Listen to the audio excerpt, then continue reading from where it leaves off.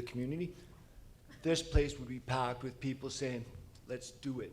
And so far, that's 2 against everybody else. I hope you're listening. Secondly, as somebody who has run for mayor, I ran for mayor in 2008 in this community against Jim Ogilvie, if you don't know that. I did some tourism information check. Tourism is not going to save this community. And what is being offered to the community right now is nothing tangible. There's nothing tangible that we can put our hands on as a community. For 100 years, we produced a tangible product.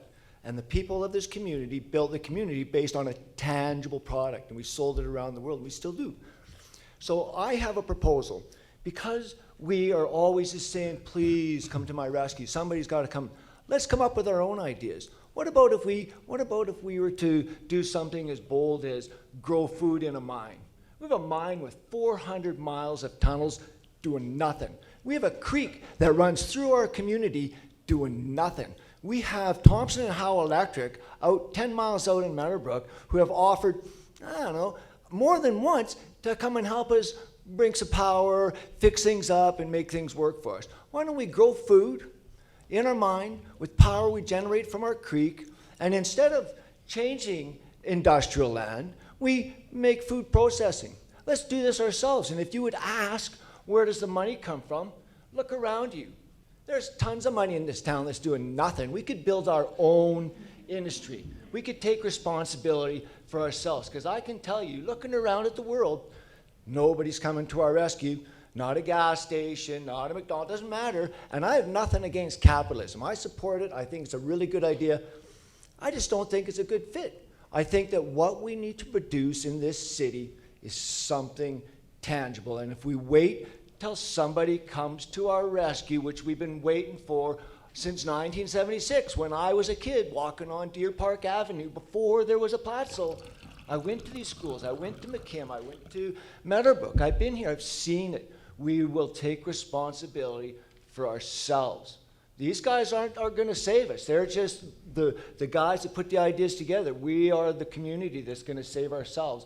And we're doing it one step at a time. We built a garden, and now we can go one step further. But what we are proposing here, super narrow-minded. So I hope that you'll listen. Thank you, Tim.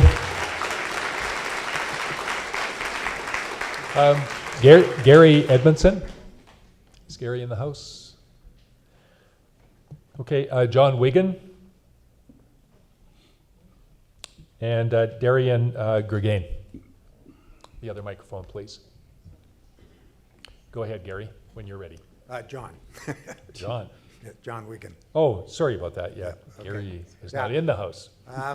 Pretty well everything that I wanted to say has already been said several times over. I'm opposed to the rezoning, but I would like to emphasize the point that has been brought up in the past, that City Council doesn't make decisions just based on what a few people have to say. However, everybody was invited to come here, either whether you were for this proposal or against it. And I think if we take a sampling of what we have here and apply that to the community at large, it speaks volumes about the percentage of the population that is totally opposed to this. Thank you.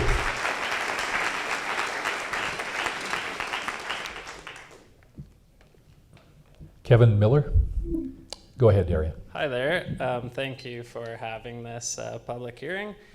I just wanted to quote from the Article 4.3 of the Integrated Community Sustainability Plan located on the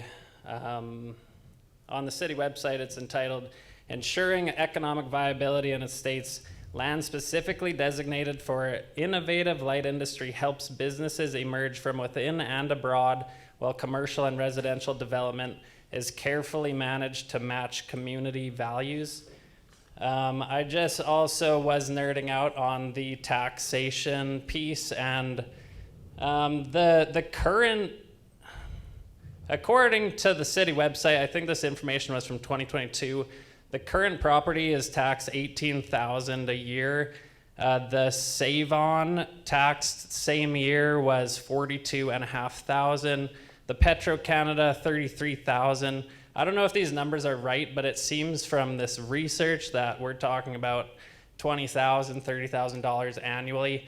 And I wanted to just, on that note, reject the notion that like this is not an emotional decision to make. Like, if on the table is kids getting cancer for being too close in proximity to something that, you know, hasn't even been researched, and the benefit to the city is $20,000 annually, like, you're talking about raising taxes by $10 per property would give $40,000, I believe. So it doesn't really make sense to me. I'm 2 minutes left here.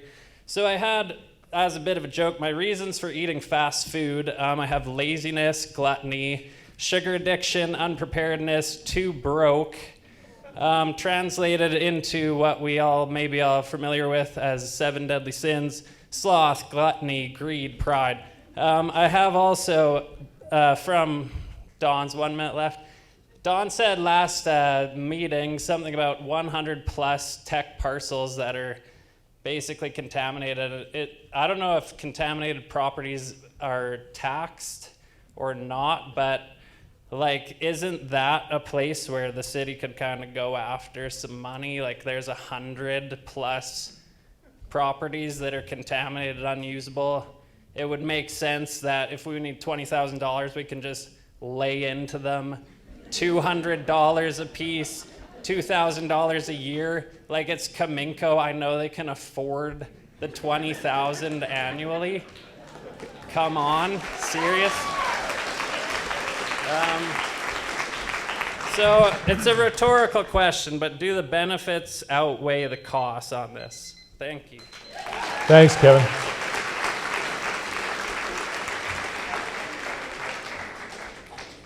Jeff Johnson and Cheryl Neese.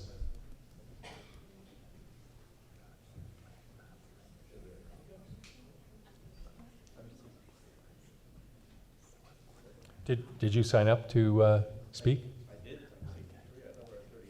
Oh, 38. We are at 63, Jeff.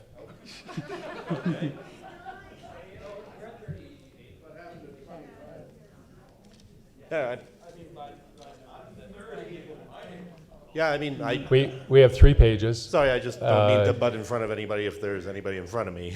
You have been called. Okay, fair enough. All right.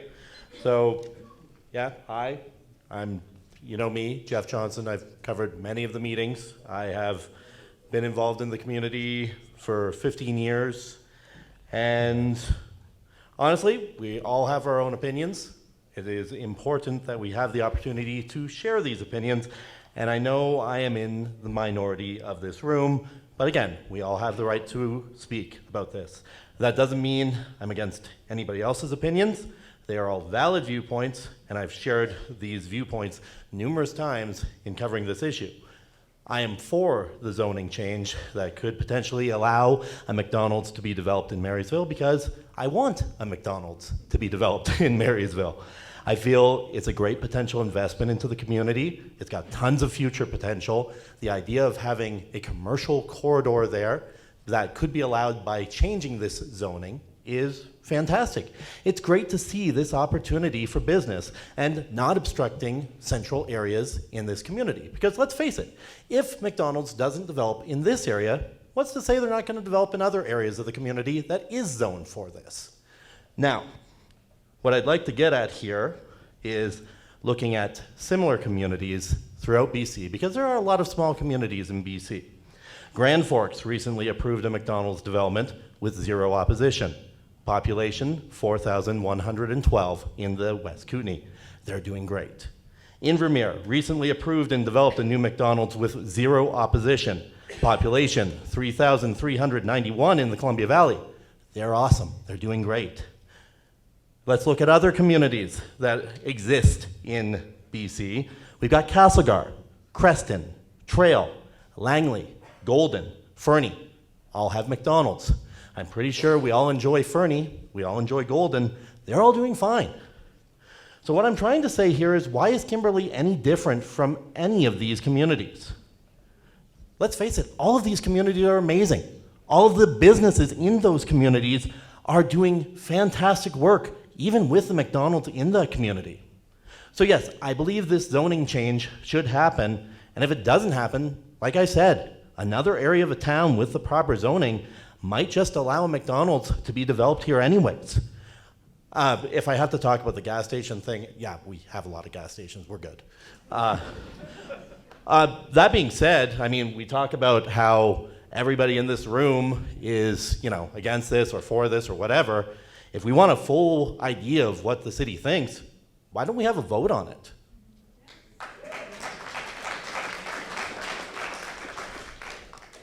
Thank you, Jeff. Cheryl? Next up is Greg Delanar. So I'm actually not Cheryl Nice. I'm her daughter, Kelsey Nice. She's up there, and I'm just taking her spot. So Go ahead, Chelsea. Thank you, it's Kelsey. I don't have anything prepared. I actually didn't think that I was going to speak until about 15 minutes ago. So I apologize, I'm not going to be as eloquent as all of the people who have come before me, and thank you very much to everyone for everything you have to say. I have to say that I fully support all of the arguments in opposition for this. I am an environmental engineer, so from a scientific standpoint and from a pollution standpoint and a contamination standpoint, all of the points that have been made before me, I very much support all of those, but I'm up here talking as a mom. Admittedly, we are newcomers to Marysville. We will not be called locals for probably a very, very, very long time. But when we were looking for a place to buy, I have a 2-year-old and another one on the way. And when we were looking for a community to move into and we were looking for a place to buy, some of the things that were on our list are local sourced and organic food. Thank you, Jill. Appreciate what you do. Locally owned restaurants, safety, and an elementary school that was going to be safe and that was going to be close to where we live. Kimberly has all of those things. One of the things that we were definitely not looking for, one of the things that we definitely did not have on our checklist is when we drive into town that there is going to be a gas station and a drive-through restaurant, and that it is going to be in incredibly close proximity to the elementary school that I'm going to be sending my children to. I did have a few notes that I jotted down. Sorry, give me a second. I also really don't like public speaking, so just bear with me.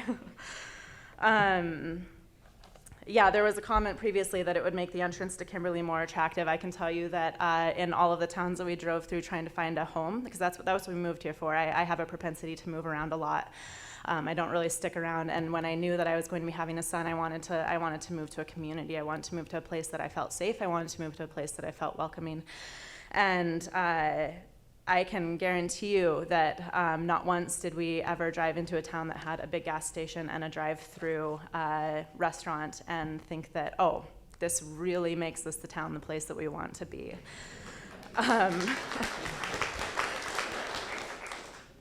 Yeah, and I mean, I just have to reiterate the point. My son and the next one on the way are going to be going to school really close to this, and I do work on contaminated site management. I work on contaminated site cleanup, and this is a serious risk to his health, and that's something that I'm not actually willing to put him into. So if this does go forward, I'm not too certain where that puts me and my family.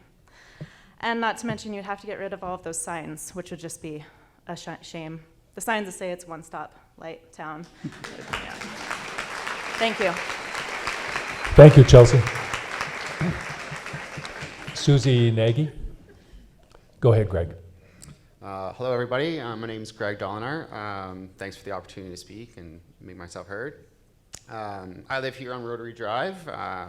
We've recently moved here from Edmonton and Cranbrook, and before that, Toronto. So I'm well acquainted with large multinational corporations and big businesses and such. I actually am against the rezoning. I'd like to say that, like, kind of pair what was just said. Like, you have a destination here in this town. It's a really great town to live in. While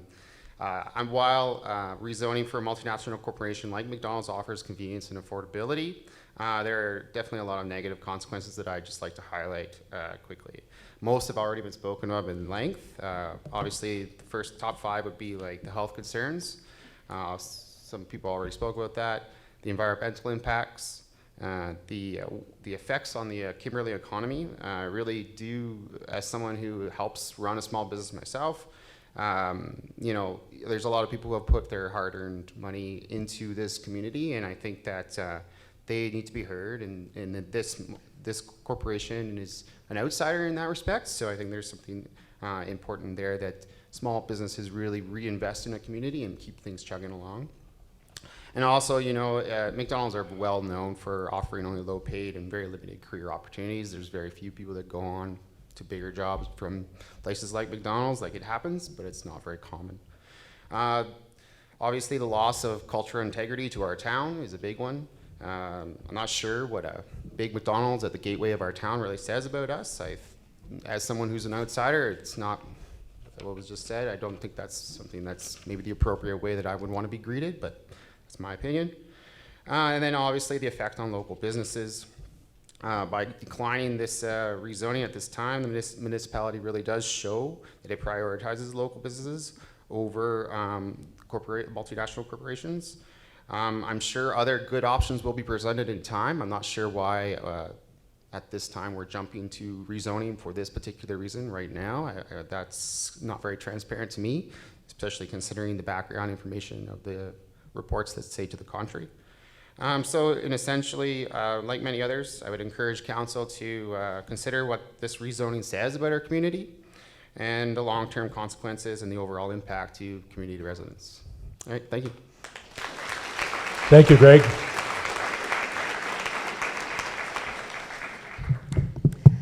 Hi there. Chantel Mass. My name's Susie Nagy, and I had the pleasure of being born and raised in Kimberley. And I also had the opportunity to ski for BC team after I graduated, and I got to see very many ski communities. And I think that being as unique and out of the way and not having what everybody else has is actually something to be proud of. And I also want to remind you guys that human error is real. In Jaffrey in February this year, 12,000 liters of diesel was spilled, and this property is right beside a creek. To me, it's a no-brainer to say no to that, on that fact alone. Thank you for your time. Thank you, Chantel.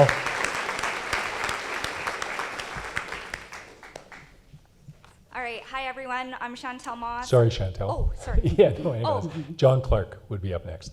Oh, God. Go ahead, Chantel. No. I'm okay now? He's going to the other microphone. Okay, I'm Chantel Moss. I am a resident of Marysville.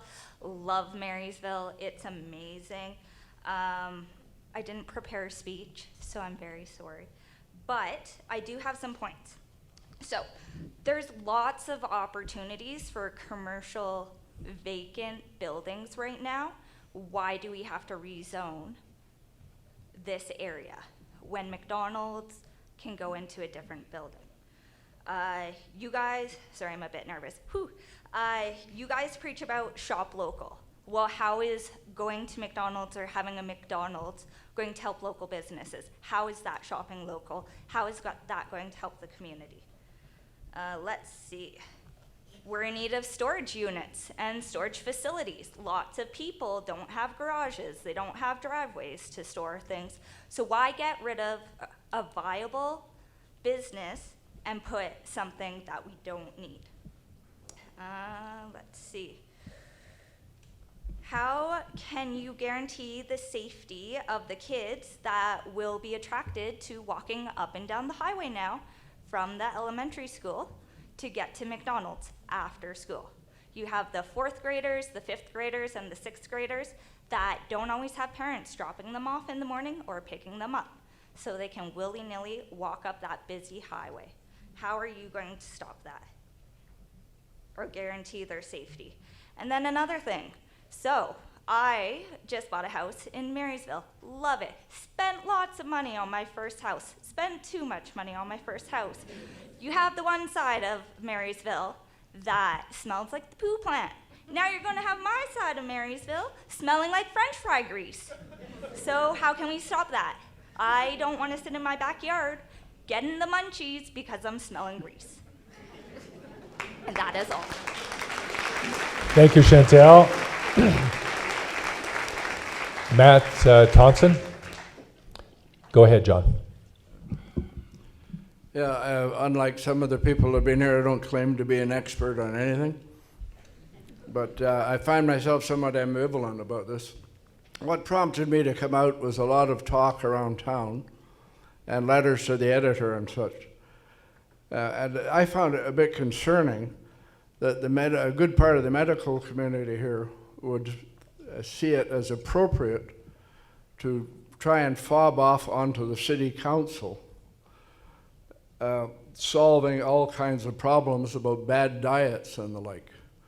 The council's job here is really to try and promote business, improve the tax base, and so on and so forth. They're not here to save your children from walking up the highway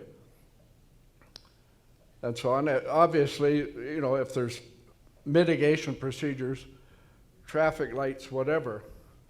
But I think there's been an awful lot of talk around this that isn't in any way relevant to the role that council actually has to play here. And I just want to remind council that there are some of us that recognize what the limits are on what you can do and what you can regulate and so on. And you can continue to do the job you've been doing, which in my opinion has been pretty good. Thank you. Thank you, John. Jasmine McLean. Go ahead, Matt. Thanks. Thank you, all of you, for being here. Mayor and council, incredible. Nobody else to do the job, and you're it. You're here. That's fantastic. Thank you so much to the folks, the planners who put the report together. It is an incredible work, very professional. I read it myself, and yeah, thanks for putting all that together. Thank you for taking the time to have this type of community engagement. I love Kimberley. I didn't grow up here, but I grew taller. I've had a business here, a multi-$100 business in the Plattsville for approximately 13 years. I am deeply in love with Kimberley, and I know that it's going to change.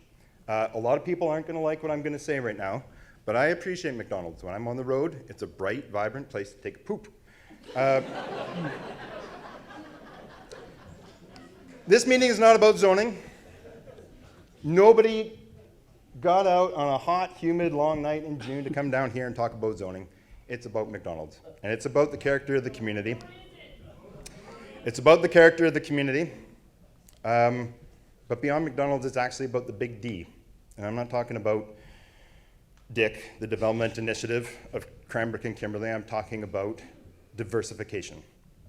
It is about diversification. In order for us to be able to flush our toilets, we do need light industry. We do need tax revenue. But what my question to council is this the best that we can do? Regrettably, public opinion has shown that Kimberley is arguably BC's best small town.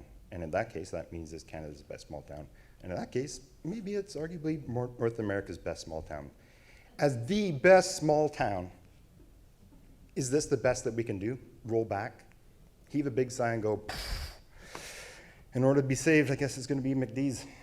I would love to see the list of 150 sectors or 150 businesses that are being approached, that are being examined, that are being attracted. There is an opportunity here unlike any other. This is an incredible place, and it deserves to do incredible things. Be innovative in terms of creating the future that we want to see and not simply awaiting it. We have happy hands. We don't need another clown. I'm a very firm and official, nope, no way. What an incredibly bananas idea to have McDonald's. Thank you so much for your time. Thank you, Matt. Justin Cook.